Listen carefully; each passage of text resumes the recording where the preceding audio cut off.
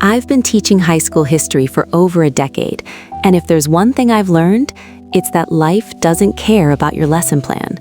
Last semester, one of my brightest kids, a kid named Caleb, vanished. No call, no text, just an empty desk in the second row. We finally got word that his house had caught fire in the middle of the night. He made it out, but he lost everything. His dog, his laptop, his clothes, and his older brother. When Caleb finally came back 3 weeks later, he was a ghost.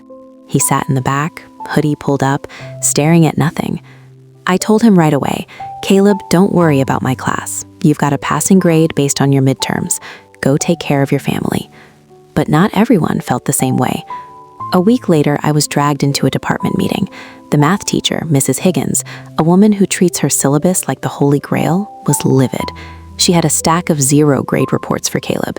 She started ranting about accountability and academic integrity. She actually said, and I'm not kidding, if he doesn't complete the trigonometry modules, he's just going to be behind in life. I felt my blood start to boil.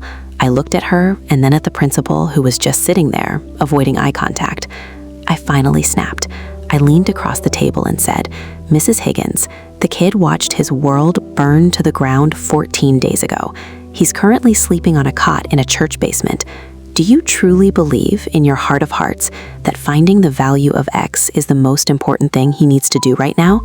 The room went dead silent.